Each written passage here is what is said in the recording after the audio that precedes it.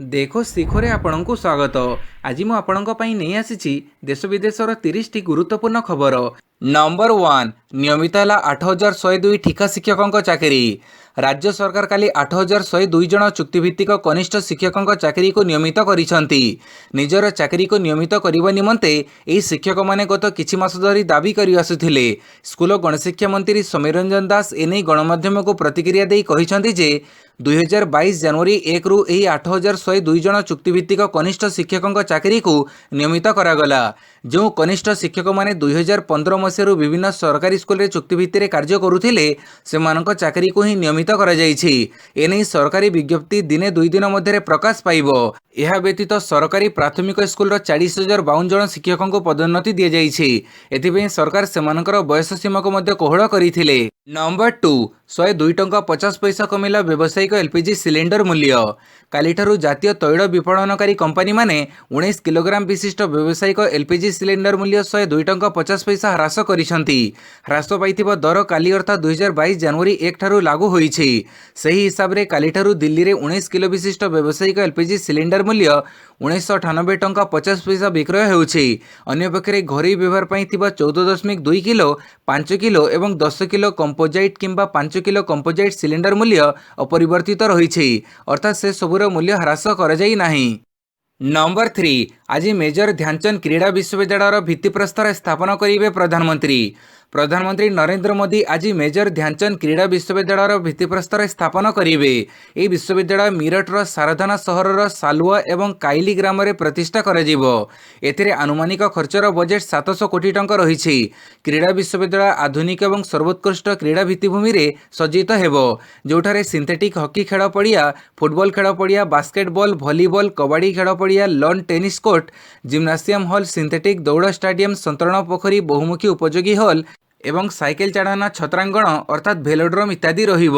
ଏହି ବିଶ୍ୱବିଦ୍ୟାଳୟରେ ବନ୍ଧୁକ ଚାଳନା, ସ୍କ୍ୱାସ୍, ଜିମ୍ନାଷ୍ଟିକ୍, ଭାରୋତ୍ତୋଳନ, ତୀରନ୍ଦାଜୀ, ନୌଚାଳନା ଏବଂ କାୟାକିଂ ଭଳି ଅନ୍ୟାନ୍ୟ ସୁବିଧା ମଧ୍ୟ ଉପଲବ୍ଧ ହେବ। 540 ଜଣ ମହିଳା ଏବଂ 540 ପୁରୁଷ କ୍ରୀଡ଼ାବିତଙ୍କୁ ମିଶାଇ ସମୁଦାୟ 1080 କ୍ରୀଡ଼ାବିତଙ୍କୁ ପ୍ରଶିକ୍ଷଣ ଦେବା ନିମନ୍ତେ ଏହି ବିଶ୍ୱବିଦ୍ୟାଳୟର କ୍ଷମତା ରହିବ। ନମ୍ବର 4 ଆସନ୍ତା 3ରେ ଖୋଲିବ ଶିମିଳିପାଳ। କୋଭିଡ ସଂକ୍ରମଣକୁ ଦୃଷ୍ଟିରେ ରଖି ଶିମିଳିପାଳ ଜାତୀୟ ଉଦ୍ୟାନ 3 ଦିନ ଧରି ବନ୍ଦ ରଖାଯାଇଛି। ଡିସେମ୍ବର 31ରୁ ଜାନୁଆରୀ 2 ତାରିଖ ପର୍ଯ୍ୟନ୍ତ ପର୍ଯ୍ୟଟକଙ୍କ ପାଇଁ ଶିମିଳିପାଳ ପ୍ରବେଶ ମନା ହୋଇଛି। ଶନିବାର ସନ୍ଧ୍ୟାରେ ଏନେଇ ଯଶୀପୁର ଧୋବାଡିହା ସ୍ଥିତ କାର୍ଯ୍ୟାଳୟର ରେଞ୍ଜ ଅଧିକାରୀ ସୀତାମଣି ମାଝୀ ସୂଚନା ଦେଇଥିଲେ ଯେ 3 ଦିନ ଶିମିଳିପାଳ ବନ୍ଦ ପରେ 3 ତାରିଖରୁ ପର୍ଯ୍ୟଟକଙ୍କୁ ଶିମିଳିପାଳ ପ୍ରବେଶ ପାଇଁ ଅନୁମତି ମିଳିବ। ଦିନରେ ପରିଭ୍ରମଣ ପାଇଁ ଯାଉଥିବା ପର୍ଯ୍ୟଟକଙ୍କ ପାଇଁ ଏହି କଟକଣା ଲାଗୁ କରାଯାଇଥିବା ବେଳେ ଶିମିଳିପାଳ ଆଭ୍ୟନ୍ତରର ବିଭିନ୍ନ ନିବାସୀ ସ୍ଥଳୀ ଇକୋ ଟୁରିଜିମ୍ କମ୍ପ୍ଲେକ୍ସରେ ରାତ୍ରି ଯାପନ ପାଇଁ ଯାଉଥିବା ପର୍ଯ୍ୟଟକଙ୍କୁ ଏହି କଟକଣାରୁ ମୁକ୍ତ ରଖାଯାଇ ସେମାନଙ୍କ ଗାଡ଼ିକୁ ପ୍ରବେଶ ଅନୁମତି ଦିଆଯାଉଛି। ପାଣିପାଗ ସୂଚନା ଏବର୍ଷ ଶୀତ କମ୍ ଗରମ ଅଧିକ। ଜାନୁଆରୀ ଫେବୃଆରୀରେ ଶୀତ କମ୍ ରହିବ। ମାର୍ଚ୍ଚ ଏପ୍ରିଲ ମେରେ ଅତିଶୟ ଗରମ ଅନୁଭୂତ ହେବ। ଜୁନରେ ତାପମାତ୍ରା କମିବା ଯୋଗୁଁ ମୌସୁମୀ ଠିକ୍ ସମୟରେ ଓଡ଼ିଶାକୁ ପ୍ରବେଶ କରିବ। ବିଭିନ୍ନ ମଡେଲ ଅନୁଧ୍ୟାନ କରି ନବବର୍ଷ ଅର୍ଥାତ୍ ବର୍ଷ 2022ରେ ରାଜ୍ୟରେ ପାଣିପାଗର ସ୍ଥିତି ଏମିତି ସ୍ୱାଭାବିକ ରହିବ ବୋଲି ଆକଳନ କରିଛନ୍ତି ପାଣିପାଗ ବିଶେଷଜ୍ଞ। ଏବେ ରାଜ୍ୟର ତାପମାତ୍ରା ଧୀରେ ଧୀରେ ତଳକୁ ଖସିବ ବୋଲି ସେ କହିଛନ୍ତି। 2 ଓ 3 ତାରିଖରେ ସର୍ବନିମ୍ନ ତାପମାତ୍ରା କେତେ ସ୍ଥାନରେ 1 ଡିଗ୍ରୀ ପର୍ଯ୍ୟନ୍ତ କମିପାରେ। ତେବେ 5ରୁ ସମଗ୍ର ରାଜ୍ୟରେ ଶୀତ କମିବ। ଉପକୂଳ ଜିଲ୍ଲାରେ ସର୍ବନିମ୍ନ ତାପମାତ୍ରା 5ରୁ 7 ତାରିଖ ମଧ୍ୟରେ ପ୍ରାୟ 2 ଡିଗ୍ରୀ ବଢ଼ିବା ବେଳେ ଉତ୍ତର ଏବଂ ଦକ୍ଷିଣ ଆଭ୍ୟନ୍ତରରେ ପ୍ରାୟ 4 ଡିଗ୍ରୀ ବଢ଼ିବ ଓ ପରବର୍ତ୍ତୀ 3 ଦିନ ପ୍ରାୟତଃ ଅପରିବର୍ତ୍ତିତ ରହିବ। ନମ୍ବର 6 50 ଲକ୍ଷ ପର୍ଯ୍ୟନ୍ତ ମାମଲାର ବିଚାର କରିବେ ଜିଲ୍ଲା ଉପଭୋକ୍ତା ଫୋରମ। ଏଣିକି ଜିଲ୍ଲା ଖାଉଟି ବିବାଦ ମୀମାଂସା ପୀଠ ଉପଭୋକ୍ତା ଫୋରମଗୁଡ଼ିକ 50 ଲକ୍ଷ ଟଙ୍କା ପର୍ଯ୍ୟନ୍ତ ଅଭିଯୋଗ ଉପରେ ଶୁଣାଣି କରିବେ। ପୂର୍ବରୁ ଏହା 1 କୋଟି ଟଙ୍କା ପର୍ଯ୍ୟନ୍ତ ଥିଲା। କେନ୍ଦ୍ର ସରକାରଙ୍କ ନୂଆ ନିୟମ ଅନୁସାରେ ଜିଲ୍ଲା ଉପଭୋକ୍ତା ଫୋରମଗୁଡ଼ିକରେ 50 ଲକ୍ଷ ଟଙ୍କା, ରାଜ୍ୟ ଉପଭୋକ୍ତା ଆୟୋଗଗୁଡ଼ିକ 50 ଲକ୍ଷ ଟଙ୍କାରୁ 2 କୋଟି ଟଙ୍କା ଏବଂ ଜାତୀୟ ଉପଭୋକ୍ତା ଆୟୋଗ 2 କୋଟି ଟଙ୍କାରୁ ଉର୍ଦ୍ଧ୍ୱ ମାମଲାର ଶୁଣାଣି କରିବେ, ଯାହାଫଳରେ ଉପଭୋକ୍ତାମାନଙ୍କ ଅଭିଯୋଗଗୁଡ଼ିକର ଶୀଘ୍ର ସମାଧାନ ହୋଇପାରିବ ବୋଲି କେନ୍ଦ୍ର ସରକାର ଆଶା ପ୍ରକାଶ କରିଛନ୍ତି। ନମ୍ବର 7 ବଜେଟ୍ ପୂର୍ବରୁ ମତାମତ ମାଗିଲେ ରାଜ୍ୟ ସରକାର। 2022-23 ବର୍ଷ ପାଇଁ ବଜେଟ୍ ପ୍ରକ୍ରିୟା ଆରମ୍ଭ ହୋଇଛି। ବଜେଟ୍ ପ୍ରସ୍ତୁତି ପୂର୍ବରୁ ଜନସାଧାରଣଙ୍କଠାରୁ ମତାମତ ଆହ୍ୱାନ କରିଛନ୍ତି ରାଜ୍ୟ ସରକାର। Social media, Twitter, Facebook, WhatsApp ଓ ଇମେଲ୍ ଭଳି ସାମାଜିକ ଗଣମାଧ୍ୟମ ମାଧ୍ୟମରେ ମତାମତ ଆହ୍ୱାନ କରାଯାଇଛି। ନାଗରିକମାନେ ଜାନୁଆରୀ 1ରୁ 31 ତାରିଖ ଭିତରେ ନିଜର ମତାମତ ପଠାଇ ପାରିବେ। 2022-23 ବର୍ଷର ବଜେଟ୍ ପ୍ରସ୍ତୁତି ପାଇଁ ରାଜ୍ୟ ସରକାରଙ୍କ ଅର୍ଥ ବିଭାଗ ଜନସାଧାରଣଙ୍କଠାରୁ ପରାମର୍ଶ ଆହ୍ୱାନ କରିଛନ୍ତି, ଯାହାକି वेब पोर्टाल budget.odisha.gov.in रे उपलब्ध रहिबो। एही परामर्श गुड़िक ईमेल द्वारा odisha.budget@gov.in ठिकाना रे पठेई पारिबे। या छड़ा बजेट संबंधी मतामत WhatsApp mobile number 9438161111, social media Twitter FD Odisha और फेसबुक @फाइनेंस ओडिशा रे जनसाधारण पठेई पारिबे।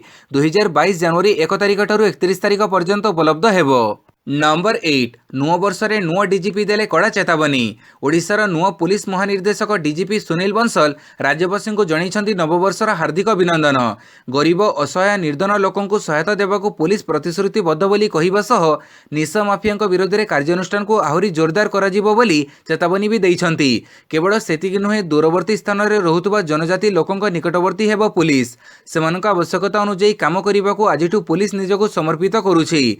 एथिसह सेमानकु यथासंभव साहाय्य सहयोग जोगई दियाजिबो बोली कहिसन्ति नुआ डीजीपी।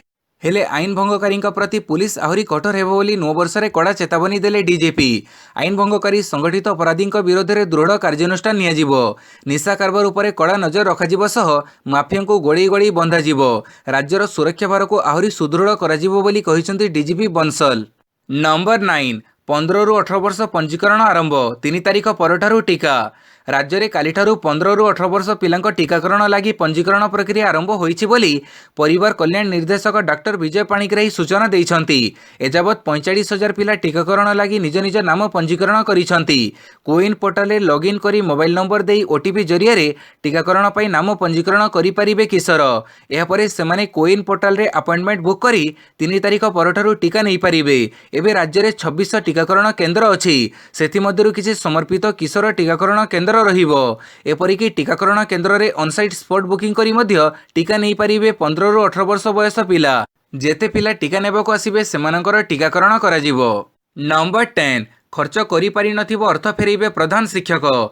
मो स्कूल अभियान अधीन रे आर्थिक अनुदान पाई मध्य काम आरंभ करि नथिबा विद्यालय कर्तृपक्ष आर्थिक अनुदान फेरइबे। काली एभडी चेतावनी दैछन्ति विद्यालय गणशिक्षा विभाग प्रमुख शासन सचिव सत्यव्रत साहू। शुक्रवार दिन वर्चुअल मोड रे होइथिबा मो स्कूल अभियान 31तम कार्यनिर्वाही परिषद बैठक रे अध्यक्षता करने अवसर में से अर्थ खर्च करि न पारि पकई रखिथिबा स्कूल प्रधान शिक्षक माने तुरंत एनी व्यवस्था करने को से निर्देश दैछन्ति। एही बैठक में ओडिशार 23टी जिलार पुरातन छात्र छात्री सहायता सीएसआर पांठी अनुदान और राज्य सरकार 2 गुणा आर्थिक सहायता को मिसई मोट 18 कोटी 30 लाख टंकार प्रकल्प को कार्यनिर्वाही परिषद अनुमोदन प्रदान करिछि।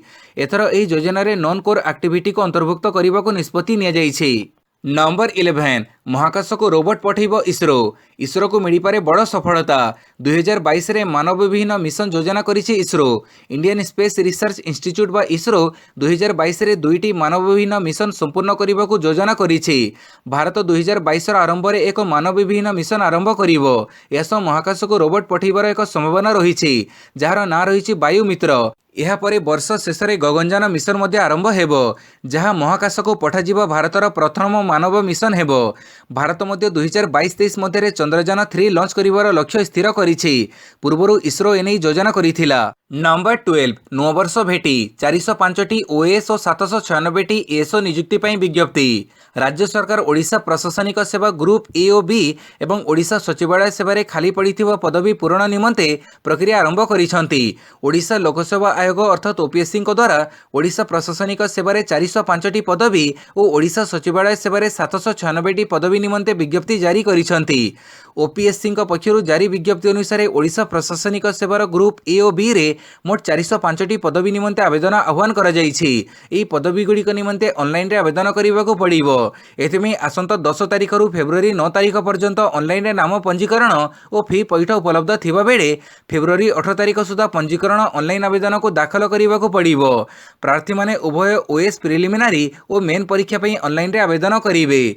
एही दुई परीक्षा रे कृतकार्य प्रार्थी माने साक्षात्कार परीक्षा देवा पूर्वरु ऑनलाइन रे करिथिबा आवेदनर मूल कॉपी सह निजर शिक्षागत योग्यता और अन्य सर्टिफिकेट को ऑफलाइन रे दाखल करिवे। सेही परी ओडिशा सचिवालय सेवा रे खाली पड़िथिबा एएसओ अर्थात असिस्टेंट सेक्शन ऑफिसर पदवी मध्यरु 796टी पदवी निमंते आवेदन पत्र आह्वान करा जाइछि। एएसओ पदवी निमंते प्रार्थी को ऑनलाइन रे आवेदन करिबाकू पड़िबो। जनवरी 20 रु ऑनलाइन पंजीकरण और फी देय उपलब्ध हेबो जहाकी फेब्रुआरी 19 तारिख पर्यंत चलिबो। पंजीकृत ऑनलाइन आवेदन दाखलर शेष तारीख फेब्रुआरी 25 तारीख रही। राज्यर 34 सहर में एसओ परीक्षा अनुष्ठित हेबो बोली विज्ञप्ति रे उल्लेख रही। नंबर 13 पढ़े भारत अभियान शुभारंभ कले केंद्रमंत्री धर्मेंद्र प्रधान। केंद्र शिक्षा दक्षता विकास एवं उद्यमिता मंत्री धर्मेंद्र प्रधान शनिवार इंग्राजी नववर्ष 2022 अवसर में राष्ट्रीय शिक्षा नीति 2020 अंतर्गत 7 दिवसीय पठन अभियान पढ़े भारत मिशन शुभारंभ करिसंती। एही अभियान अधीन रे केंद्रमंत्री श्री प्रधान देशर नागरिक विशेष भाव में युवपीढ़ी को बही पढ़ा नीतिदिनी अभ्यास में परिणत करने को आह्वान करिसंती। राष्ट्रीय शिक्षा नीति रे पिलामानंकु निज बयस अनुसार निज मातृभाषा बा आंचलिक भाषा रे बही पढ़ा प्रोत्साहन देवाक गुरुत्व दि जाइछि।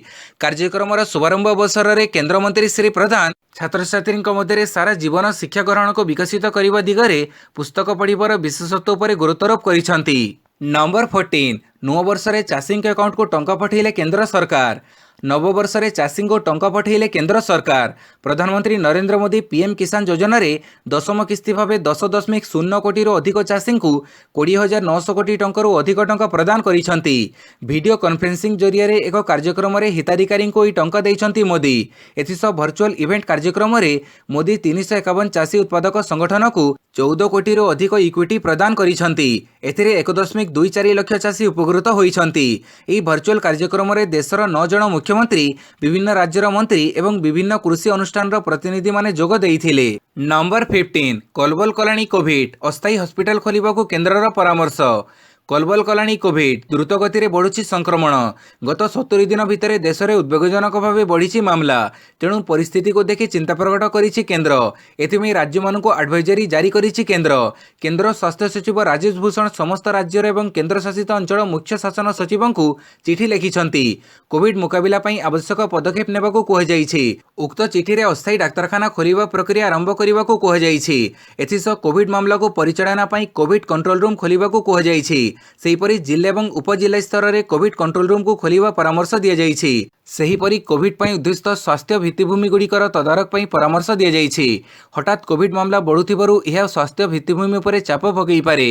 तेणु यार मुकाबिला पई ग्रामांचल में अस्थायी स्वास्थ्य केन्द्र खोलिबा परे मध्य से गुरुत्वारोप करिसंती। नंबर 16 फेब्रुआरी सुधा संपूर्ण हेबो S-400 रो मुतयन काम।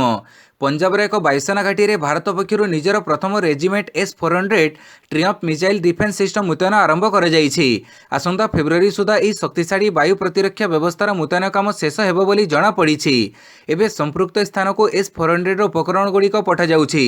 तेबे सुरक्षा कारणरू यह स्थान को गोपन रखा जाइछि। मिलिथिबा सूचना अनुसार S-400 को एपरि स्थान में मुतयन करा जाउछि जोंठारु एहार रेंज रे समग्र पाकिस्तान आसुथिबा बेले चीन रो केतेक अंचल आसुछि। एहा मध्ये लद्दाख निकटरे थिबा भारत चीन प्रकृत नियंत्रण रेखा LAC आसुछि। S-400 लागिबा परे एसबु अंचल रे भारतर सुरक्षा वृद्धि पाइबो। नंबर 17 2021 सरीगला टीकाकरण टार्गेट रो बहु पछरे रहीगले सरकार।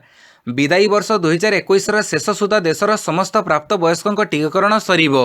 एथिपाई सबु प्रकार व्यवस्था होइछि बोली मे मासरे केंद्र सरकार दंभोक्ति करिथिले। हेले वर्ष सरी जाइथिले मध्य एही टार्गेट ठारू बहु पछरे रही जाइछंती सरकार। भारत सरकार केवल 63% प्राप्त वयस्कों टीकाकरण करने को सक्षम होइथिबा सूचना मिलिथिबा सूचना अनुसार एबे जाए देशर 90% प्राप्त वयस्क अतिकम टीकार गोटे डोज नहीं। हिमाचल प्रदेश देशर एकमात्र राज्य जोठारे 100% प्राप्त वयस्कों टीकाकरण होइछि। पंजाब रे सबुठारु कम 40% लोक कोविड विरोध में 2टी डोज टीका नहीं। केंद्र सरकार कहिसंती वर्तमान सुधा देश में 145 कोटी अधिक डोजर टीकाकरण होइछि। नंबर 18 वैष्णोदेवी भवन रे दड़ चकटा चलीगला 12 जीवन। जम्मू कश्मीर रियासी जिला अंतर्गत कातरा रे थिबा वैष्णोदेवी भवन रे घटिछि दड़ चकटा। एही अघटन रे एबे सुधा 12 जनकर मृत्यु घटिथिया बेले 14 जन गुरुतर आहत होइसंती। आहतों को स्थानीय हॉस्पिटल रे भर्ती करा जाइछि। सेमानक मध्यरु किछि लोकंक अवस्था संकटापन्न रहिथिबा जଣା पड़िछि। मिलिथिबा सूचना अनुसार नववर्ष उपलक्षे शह शह श्रद्धालु वैष्णोदेवी दर्शन पर आसीथिले। ए समय श्रद्धालु माने प्रबल भिड़ करी वैष्णोदेवी भवन रे प्रवेश करिथिले। राति प्राय 2:45 रे एही ठेलापेला को नै किछि लोकंक मध्यरे जुक्तितर्क होइथिला। या परे मारपीट हेबारु स्थिति नियंत्रण बाहर को चली जाइथिला। एति मध्यरे किछि लोक तळे पड़ी जिबारु दड़चकटा आरंभ होई जाइथिला। पुलिस घटनास्थल रे पहुंची स्थिति को नियंत्रण करिबा पूर्वरु 12 जन प्राण हरई सारिथिले। नंबर 19 पछुआ वर्गों को संरक्षण पंचायत स्तर रे दस्तखत अभियान चलैबो बीजेपी। पछुवर्ग को पंचायत निर्वाचन में संरक्षण देवा दाबी को बीजेपी जोरदार करने सह पंचायत स्तर में दस्तखत अभियान चलाइब बोली घोषणा करिछि। बीजेपी राज्य ओबीसी मोर्चा सभापति सूरत विश्वाल काली एक सांबादिक सम्मेलन में ए संपर्क में सूचना देई कहिसेंति जे राज्य सरकार क्रमगत हीन षड्यंत्र रचि राज्यर पछुवर्ग को संवैधानिक अधिकार वंचित करुछंती। बीजेडी सरकार ओबीसी विरोधी मनोभाव विरुद्ध रे राजधानी पल्ली पर्यंत आंदोलन कराजिबो। आसंता 8 तारिख पर्यंत समस्त जिलापाल एवं ब्लॉक ऑफिस रे विक्षोभ प्रदर्शन कराई राज्यपाल उद्देश्य रे स्मारक पत्र प्रदान कराजिबो। एहा सहित राज्य तमाम पंचायत स्तर रे दस्तखत संग्रह अभियान कराई राज्यपाल को प्रदान कराजिबो बोली से सूचना देइछंती। नंबर 20 क्रिप्टो करेन्सी रेट 39.20 कोटी टंका फाइन आदाय। चर्चारे क्रिप्टो करेन्सी धरा पड़ा कड़ा कारनामा। कोटी कोटी टंकर टैक्स फांकी क्रिप्टो करेन्सी सेवा प्रदानकारी संस्था। GST intelligence of directorate general पक्षर चढ़ाऊ पर यह जमापड़ी। शनिवार डीजीजी पक्षर देशर प्रमुख एक क्रिप्टो करेन्सी सेवा प्रदानकारी संस्था पर चढ़ाऊ कर वाजिरिक्स नामक कंपानी उपर रेट कर 49.20 कोटी टंका फाइन आदाय कर कंपानीर क्रिप्टो करेन्सी कारबार नहीं पूर्व मुंबई जीएसटी पक्षर खोड़ताड़ कर तेबे शनिवार चढ़ऊरे कंपानी 40.5 कोटी टंका टिकस फांकी जमापड़ी। एथिसह उक्त फार्मरू 49.20 कोटी टंकर केस आदाय कर क्रिप्टो करेन्सी नहीं नुआ आईन आने को भारत सरकार पक्षर निष्पत्ति पर धरपकड़ आरंभ होईछि। नंबर 21 वर्ष शेष दिन राज्य में चिन्हट हेले 298 कोविड आक्रांत। 2021 वर्षर शेष दिन राज्य में 298 जन नुआ कोविड आक्रांत चिन्हट होइछंती। बालेश्वरु 8, बलांगीरु 1, कटकरू 35, देवगढ़ 1, गंजामरू 2, जगतसिंहपुर 9, जाजपुर 10, झारसुगुड़ारू 8, केन्द्रापड़ारू 5, केन्दुझरु 8 और खोर्धारू 119 जन चिन्हट होइछंती। एथिसहित मयूरभंजरू 6, नवरंगपुर 1, नयगढ़ 3, रायगढ़ 2, संबलपुर 13, सोनपुर 2, सुंदरगढ़ 23, स्टेटपुल 28 जन को चिन्हट कर देश में कोविड्र दैनिक संक्रमण तीव्र बेगर वृद्धि पाइबा आरंभ करिछि। गत 24 घंटा मध्य 22,775 जन नुआ कोविड आक्रांत चिन्हट होइछंती। देशर ओमिक्रॉन प्रकरण में आक्रांत कोविड रोगी संख्या 1431 को वृद्धि पाइछि। सेमानक मध्यरु 488 जन सुस्थ हेलेनी। नंबर 22 सकारात्मक संकेत। नुआ वर्ष में भारत चीन सेना मध्य उपहार आदान प्रदान। नववर्ष उपलक्षे काली एलएसी डोमचोक और हटस्प्रिंग अंचल में भारतीय और चीन सेना पक्षर उपहार आदान प्रदान होइथिला। गत वर्ष ठारू दुई पक्ष मध्य देखा देइथिबा तिक्तता मध्य एक सकारात्मक संकेत कुआଯାଉଛି। हटस्प्रिंग रे उभय सेना मध्य गत वर्ष ठारू उत्तेजना जारी रही। डोमचोक रे दुई पक्ष मध्य कौनसी संघर्ष देखा देई नथिले भी एठारे गत वर्ष ठारू दुई देशर सेना रहिछंती। केवल एसबु अंचल नुहे सिक्किम और अरुणाचल प्रदेश रे थिबा सीमारे भी दुई पक्ष मध्य उपहार नियादिया होइथिला। नंबर 23 ओमिक्रॉन परीक्षा बहाना लुटि नेबे साइबर अपराधी। देश में दिनक दिन ओमिक्रॉन आक्रांतों संख्या बढ़िबारे लागिछि। एबड़ी स्थिति रे साइबर अपराधी माने लोकन को ठकिबा पई सेमानक बुद्धि खटिबारे लागिछंती। लोक माने ओमिक्रॉन आक्रांत होइछंती कि नाही ताहा जानिबा पई पीसीआर टेस्ट हेउछि बोली साइबर अपराधी माने लोकन पाखक विश्वास जणाइबा भଳି ईमेल पठाउछंती। एथिरे लोकन को लुटिबा पई उद्दिष्ट लिंक और फाइल पठा जाउछि। निरीह व्यक्ति माने एसबु ईमेल लिंक फाइल खोलिले ताहा सेमानक ठकंक वेबसाइट को नै जाई थाए। अपराधी माने लोकन बैंक एवं व्यक्तिगत सूचना एही माध्यम रे हासिल करि नेउ तेणु लोक मैंने वेबसाइट खोलिबा समय डोमेन नाम एवं यूआरएल को भल भाव जांच करने आवश्यक। कौन प्रकार संदेह थिले cybercrime.gov.in पोर्टाल रे रिपोर्ट करंतु बोली सरकार परामर्श देइछंती। नंबर 24 भारत पाकिस्तान परस्पर आणविक केन्द्र पर आक्रमण करिवे नाही। भारत पाकिस्तान मध्य जेते शत्रुता थिले भी गोटे राजीनामा को उभय पक्ष गत 3 दशंधि पालन कर आसुछंती। कारण उभय देशर निरापत्ता पई एही बुझामणा को पालन करबा बेस जरूरी। एही राजीनामाटी होछि वर्षर प्रथम दिन में परस्पर परमाणु केन्द्र गुड़िकर तालिका आदान प्रदान करिबा। काली मध्य नव वर्ष उपलक्षे दुई देश परस्पर परमाणु केन्द्र तालिका आदान प्रदान करिसंती। दुई देश मध्य होइतिबा चुक्ति अनुसार जदि युद्ध हुए कौनसी देश अन्य देशर परमाणु केन्द्र उपर आक्रमण करिबो नाही। उभय देशर कोटी कोटी जनता सुरक्षा पई यह बेस जरूरी।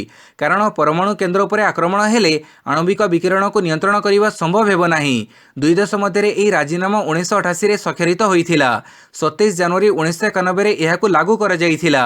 1992 रु एही आदान प्रदान परंपरा जारी रहिछि। नंबर 25 पुणी लुटिले साइबर ठक। अधिक सुध हाड़े 10 लाख लुट। दिनक 8% सुध पाइबार लोभ देखी साइबर ठक भरतपुर चित्तरंजन सामंतराय समेत तांकर 10 जन बंधुंक ठारू 10 लाख ऊर्ध्व टंका लुटि नैछंती। ए संपर्क में चित्तरंजन काली भुवनेश्वर साइबर हेल्प डेस्क रे अभियोग करिसंती। अभियोग अनुसार गत डिसेम्बर 1 तारिख में चित्तरंजन जड़े बंधु ତାଙ୍କୁ ଓରିଚ୍ ଆପ୍ ଏବଂ ଟ୍ରେଜର ଆପ୍ ସମ୍ପର୍କରେ ସୂଚନା ଦେଇଥିଲେ। ଏହି ଆପ୍ ଜରିଆରେ 5,000 ଟଙ୍କା ନିବେଶ କଲେ ପ୍ରତିଦିନ 8% ହାରରେ ସୁଧ ମିଳିବ ବୋଲି କହିଥିଲେ। ପୁଞ୍ଜି ଉଠାଣ ନ କଲେ 15 ଦିନରେ ଦିନକୁ 35% ସୁଧ ମିଳିବ। ତେବେ ଆଗପଛ ବିଚାର ନ କରି ଚିତ୍ତରଞ୍ଜନଙ୍କ ସମେତ ତାଙ୍କର 10 ଜଣ ବନ୍ଧୁ ଏଥିରେ ଟଙ୍କା ନିବେଶ କରିଥିଲେ। ଟ୍ରେଜର ଆପ୍ରେ ସେ 2 ଲକ୍ଷ ଟଙ୍କା ନିବେଶ କରିବା ସହ ବନ୍ଧୁମାନଙ୍କୁ ବି ଟଙ୍କା ଲଗାଇବା ପାଇଁ କହିଥିଲେ। ଏହିଭଳି ଚିତ୍ତ ଓ ତାଙ୍କ ବନ୍ଧୁମାନେ ମୋଟ 10 ଲକ୍ଷ ଟଙ୍କା ନିବେଶ କରିଥିଲେ। ମାତ୍ର ଗତ 3 ଦିନ ହେବ ଏହି ଆପ୍ ଅଚଳ ହୋଇଯାଇଛି। ଗୁଗୁଲ ପ୍ଲେ ଷ୍ଟୋରରେ ବି ଏହାର ଆଉ ଚିହ୍ନବର୍ଣ୍ଣ ନାହିଁ। ନମ୍ବର 26 ପେନ୍ସନଭୋଗୀଙ୍କ ପାଇଁ ବଢ଼ିଲା ଲାଇଫ୍ ସାର୍ଟିଫିକେଟ୍ ଜମା କରିବା ଅବଧି। ପେନ୍ସନଭୋଗୀମାନଙ୍କ ପାଇଁ ଆଶ୍ୱସ୍ତିକର ଖବର ରହିଛି। ସରକାର ପେନ୍ସନଭୋଗୀଙ୍କ ଲାଇଫ୍ ସାର୍ଟିଫିକେଟ୍ ଜମା କରିବାର ଅବଧିକୁ ବଢ଼େଇ ଦେଇଛନ୍ତି। ଉଭୟ ଅନଲାଇନ୍ ଓ ଅଫଲାଇନ୍ରେ ଏହି ସମୟସୀମାକୁ ବଢ଼େଇ ଦିଆଯାଇଛି। ଏବେ ଆପଣମାନେ ଜୀବନ ପ୍ରମାଣପତ୍ରକୁ ଫେବୃଆରୀ 28 ମଧ୍ୟରେ ଦାଖଲ କରିପାରିବେ। ଅର୍ଥାତ୍ ଫେବୃଆରୀ 28 ତାରିଖ ପର୍ଯ୍ୟନ୍ତ ଏହି ସମୟକୁ ବୃଦ୍ଧି କରାଯାଇଛି। ଏନେଇ ପେନ୍ସନଭୋଗୀ କଲ୍ୟାଣ ବିଭାଗ ପକ୍ଷରୁ ସୂଚନା ଦିଆଯାଇଛି। ପେନ୍ସନଭୋଗୀମାନେ ନିଜ ଜୀବନ ସାର୍ଟିଫିକେଟ୍ ତିଆରି କରିବାକୁ ନିଜେ ଯିବା ଆବଶ୍ୟକ ପଡ଼ିବ ନାହିଁ। କାରଣ ଆପଣମାନେ ଅନଲାଇନ୍ରେ ହିଁ ଲାଇଫ୍ ସାର୍ଟିଫିକେଟ୍ ତିଆରି କରିପାରିବେ। ଏଥିପାଇଁ ଆପଣମାନଙ୍କୁ କେନ୍ଦ୍ର ସରକାରଙ୍କ ଲାଇଫ୍ ସାର୍ଟିଫିକେଟ୍ ପୋର୍ଟାଲ jibanpraman.gov.in ରେ ପ୍ରମାଣପତ୍ର ତିଆରି କରିପାରିବେ। ତେବେ ଏହି ବର୍ଦ୍ଧିତ ଅବଧିରେ କେବଳ ଅଫଲାଇନ୍ ସାର୍ଟିଫିକେଟ୍ ଜମା କରିବାକୁ ପଡ଼ିବ। ନମ୍ବର 27 ଖଣିରେ ଭୂସ୍ଖଳନ ଘଟି 4 ଶ୍ରମିକଙ୍କ ମୃତ୍ୟୁ, 15ରୁ 20 ଫସିଥିବା ଆଶଙ୍କା। ଶନିବାର ହରିୟାଣାର ଭିୱାନୀ ଜିଲ୍ଲାର ଏକ ଖଣି ଅଞ୍ଚଳରେ ଭୂସ୍ଖଳନ ଘଟିଛି। ଏଥିରେ 4 ଜଣଙ୍କର ମୃତ୍ୟୁ ଘଟିଥିବା ବେଳେ 15ରୁ 20 ଜଣ ଶ୍ରମିକ ଫସିଥିବା ଆଶଙ୍କା କରାଯାଉଛି। ତୋସାମ ବ୍ଲକର ଦାଦାମ ଖଣି ଅଞ୍ଚଳରେ ଏହି ଅଘଟଣ ଘଟିଥିବା ବେଳେ ଜିଲ୍ଲା ପ୍ରଶାସନ ପକ୍ଷରୁ ଉଦ୍ଧାର କାର୍ଯ୍ୟ ତ୍ୱରାନ୍ୱିତ କରାଯାଇଛି। ଉଦ୍ଧାର କାର୍ଯ୍ୟ ଏବଂ ଆହତମାନଙ୍କୁ ତୁରନ୍ତ ସହାୟତା ପାଇଁ ସ୍ଥାନୀୟ ପ୍ରଶାସନ ସହ ନିରନ୍ତର ଯୋଗାଯୋଗରେ ଥିବା ମୁଖ୍ୟମନ୍ତ୍ରୀ ମନୋହର ଲାଲ ଖଟ୍ଟର ଟ୍ୱିଟ୍ କରି ଜଣାଇଛନ୍ତି। ଶ୍ରମିକମାନେ ଏକ ଗାଡ଼ିରେ ଅନ୍ୟ ଏକ ସାଇଟ୍କୁ ଯାଉଥିବା ବେଳେ ଭୂସ୍ଖଳନ ଘଟିଥିଲା। ଫଳରେ ସେମାନେ ସେହି ଗାଡ଼ିରେ ଫସି ଯାଇଥିଲେ। ନମ୍ବର 28 ମୁଁ ହେବି ମୁଖ୍ୟମନ୍ତ୍ରୀ ପ୍ରାର୍ଥୀ, ଜିଦ୍ରେ ଅଟଳ ସିଦ୍ଧୁ। ମୁଁ ହେବି ମୁଖ୍ୟମନ୍ତ୍ରୀ, ମୋ ନାଁ ମୁଖ୍ୟମନ୍ତ୍ରୀ ପ୍ରାର୍ଥୀ ଭାବେ ଘୋଷଣା ହେଉ, ନଚେତ୍ ମୁଁ ପ୍ରଚାର କରିବି ନାହିଁ। ଏମିତି କିଛି କହି ନିଜ ଜିଦ୍ରେ ଅଡ଼ି ବସିଛନ୍ତି ପଞ୍ଜାବ କଂଗ୍ରେସ ଅଧ୍ୟକ୍ଷ ନବଜୋତ ସିଂ ସିଦ୍ଧୁ। ପଞ୍ଜାବ ବିଧାନସଭା ନିର୍ବାଚନ ପାଇଁ ଆରମ୍ଭ ହୋଇଗଲାଣି କାଉଣ୍ଟଡାଉନ୍। କଂଗ୍ରେସ ସାମୂହିକ ନେତୃତ୍ୱରେ ପଞ୍ଜାବ ବିଧାନସଭା ନିର୍ବାଚନରେ ପ୍ରତିଦ୍ୱନ୍ଦ୍ୱିତା କରିବାକୁ ଘୋଷଣା କରିଛି। ଏହି ଘୋଷଣା ସହିତ ପଞ୍ଜାବ କଂଗ୍ରେସରେ ବିବାଦ ଆହୁରି ଜୋର ଧରିଛି। ଇଣ୍ଡିଆନ୍ ଏକ୍ସପ୍ରେସରେ ପ୍ରକାଶିତ ଏକ ରିପୋର୍ଟ ଅନୁସାରେ ପଞ୍ଜାବ କଂଗ୍ରେସ ସଭାପତି ନବଜୋତ ସିଂ ସିଦ୍ଧୁ ନିଜକୁ ମୁଖ୍ୟମନ୍ତ୍ରୀ ପ୍ରାର୍ଥୀ ଭାବେ ଘୋଷଣା ପାଇଁ ଜିଦ୍ ଧରି ବସିଛନ୍ତି। ଏଥିପାଇଁ ସିଦ୍ଧୁ ଦଳକୁ ଏକ ଅଲ୍ଟିମେଟମ୍ ଦେଇଛନ୍ତି। ସିଦ୍ଧୁଙ୍କ ଏହି ଅଲ୍ଟିମେଟମ୍ ପଞ୍ଜାବ କଂଗ୍ରେସରେ ନିର୍ବାଚନ ପୂର୍ବରୁ ଅଶାନ୍ତ ସୃଷ୍ଟି କରିଛି। କଂଗ୍ରେସର ବହୁ ନେତା ମନ୍ତ୍ରୀ ତାଙ୍କୁ ମନେଇବା ପାଇଁ ଲାଗି ପଡ଼ିଛନ୍ତି। ନମ୍ବର 29 କ୍ଷମତାକୁ ଫେରିଲେ 300 ୟୁନିଟ୍ ପର୍ଯ୍ୟନ୍ତ ମାଗଣା ବିଜୁଳି, କହିଲେ ଅଖିଲେଶ। ଦୁଲୁକୁଛି ଉତ୍ତରପ୍ରଦେଶ, ଜମୁଛି ନିର୍ବାଚନୀ ପ୍ରଚାର। ନେତା ମନ୍ତ୍ରୀଙ୍କ ମାରାଥନ ରାଲି, ବୈଠକ ସାଙ୍ଗକୁ ପ୍ରତିଶ୍ରୁତିର ବର୍ଷା। ଏହି ପରିପ୍ରେକ୍ଷୀରେ 300 ୟୁନିଟ୍ ପର୍ଯ୍ୟନ୍ତ ମାଗଣା ବିଜୁଳି ଦେବାକୁ ଘୋଷଣା କରିଛନ୍ତି ଉତ୍ତରପ୍ରଦେଶ ସମାଜବାଦୀ ପାର୍ଟି ଏସ୍ପି ମୁଖ୍ୟ ଅଖିଲେଶ ଯାଦବ। ଏସ୍ପି କ୍ଷମତାକୁ ଫେରିଲେ ଏହି ସୁବିଧା ପ୍ରଦାନ କରାଯିବ ବୋଲି ଲକ୍ଷ୍ନୌରେ ଏକ ସଭାରେ ଯୋଗ ଦେଇ କହିଛନ୍ତି ଅଖିଲେଶ। ସେ କହିଛନ୍ତି ଯେ ଘରୋଇ ଉପଭୋକ୍ତାମାନଙ୍କୁ 300 ୟୁନିଟ୍ ପର୍ଯ୍ୟନ୍ତ ବିଜୁଳି ମାଗଣା ଦିଆଯିବ। ସେହିପରି ଚାଷୀମାନଙ୍କୁ ଜଳସେଚନ ପାଇଁ ସମ୍ପୂର୍ଣ୍ଣ ମାଗଣା ବିଜୁଳି ପ୍ରଦାନ କରାଯିବ। ଦିଲ୍ଲୀରେ ଆମ୍ ଆଦମୀ ପାର୍ଟିକୁ ଅନୁସରଣ କରି ଅଖିଲେଶ ଏହି ସ୍କିମ୍ ଘୋଷଣା କରିଥିବା କୁହାଯାଉଛି। ନମ୍ବର 30 ବିରାଟ କୋହଲିଙ୍କ ବୟାନକୁ କାଉଣ୍ଟର କରି ପ୍ରଥମ ଥର ମୁହଁ ଖୋଲିଲେ ମୁଖ୍ୟ ଚୟନକର୍ତ୍ତା। ଟି20 ଅଧିନାୟକ ପଦରୁ ବିରାଟ କୋହଲି ଇସ୍ତଫା ଦେବା ପ୍ରସଙ୍ଗକୁ ନେଇ ବିବାଦ ଚାଲିଥିବା ବେଳେ ଶୁକ୍ରବାର ପ୍ରଥମ ଥର ପାଇଁ ଏହା ଉପରେ ପ୍ରତିକ୍ରିୟା ରଖିଛନ୍ତି ଚୟନକର୍ତ୍ତା କମିଟିର ଅଧ୍ୟକ୍ଷ ଚେତନ ଶର୍ମା। ସେ କହିଛନ୍ତି ଯେତେବେଳେ ଟି20 ବିଶ୍ୱକପ୍ ପାଇଁ ଚୟନ କମିଟି ବୈଠକ ବସିଥିଲା ସେତେବେଳେ ବିରାଟଙ୍କ ଅଧିନାୟକ ପଦ ଛାଡ଼ିବା ନିଷ୍ପତ୍ତି ସମସ୍ତଙ୍କୁ ଆଶ୍ଚର୍ଯ୍ୟ କରିଥିଲା। କାରଣ ଆଗକୁ ବିଶ୍ୱକପ୍ ଥିବାବେଳେ ଏହା ଖେଳାଳିଙ୍କ ମନୋବଳ ଉପରେ ପ୍ରଭାବ ପକାଇବ ବୋଲି ସମସ୍ତେ ଆଶଙ୍କା କରିଥିଲେ। ସେହିଦିନ ଚୟନ ପ୍ରକ୍ରିୟା ବୈଠକରେ ଉପସ୍ଥିତ ଥିବା ସବୁ ସଦସ୍ୟ ବିରାଟ କୋହଲିଙ୍କୁ ନିଜର ନିଷ୍ପତ୍ତି ସମ୍ପର୍କରେ ଆଉଥରେ ଚିନ୍ତା କରିବାକୁ କହିଥିଲେ। ସବୁ ଚୟନକର୍ତ୍ତା ତାଙ୍କୁ ବିଶ୍ୱକପ୍ ପରେ ଏପରି ନିଷ୍ପତ୍ତି ସମ୍ପର୍କରେ ଘୋଷଣା କରିବାକୁ ଅନୁରୋଧ କରିଥିଲେ, କିନ୍ତୁ ସେ ନିଜ ନିଷ୍ପତ୍ତିକୁ ବଦଳାଇ ନଥିଲେ। ଆମେ ସମସ୍ତେ ତାଙ୍କ ନିଷ୍ପତ୍ତିକୁ ସମ୍ମାନ ଜଣାଉଛୁ। ହଁ, ଏଇଟା ସତ ଯେ ତାଙ୍କୁ ନିଷ୍ପତ୍ତି ବଦଳାଇବାକୁ ସମସ୍ତେ କହିଥିଲେ। ଭିଡ଼ିଓଟିକୁ ସମ୍ପୂର୍ଣ୍ଣ ଦେଖିଥିବାରୁ ବହୁତ ବହୁତ ଧନ୍ୟବାଦ।